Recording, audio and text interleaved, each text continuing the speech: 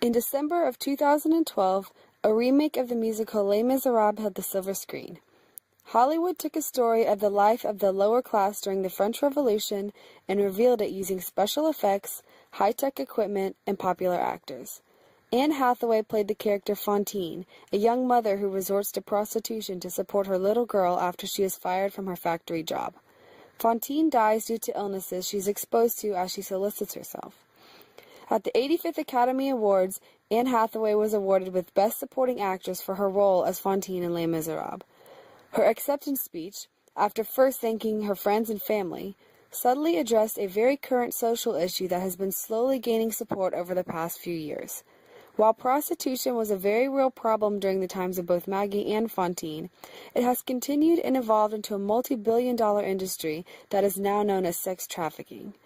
At the end of her speech, Hathaway uses her time in the spotlight to subtly shed light on the social pandemic.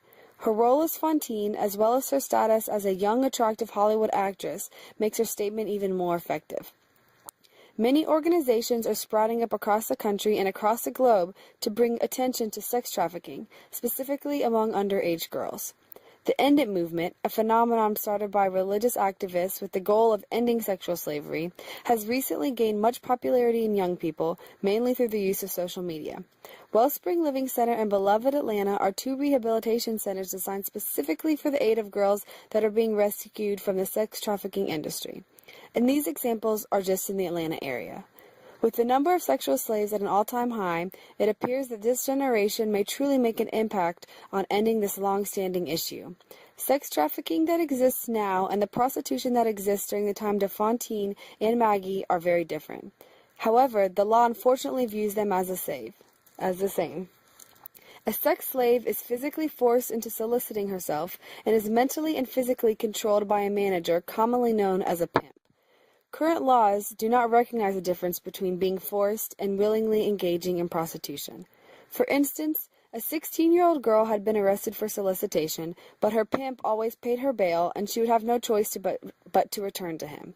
Recently, she had again been arrested, but this time she disclosed information about the pimp, and only then was she referred to a shelter facility for services. The fact that this type of legislation is still in place brings up the question of whether gender roles and equality of women has really changed all that much from the times of Maggie and Fantine. Why are girls not protected from the law when they are forced to become sexual slaves? While Fantine and Maggie were not physically forced, did they really have a choice? Or was the system always working against them too?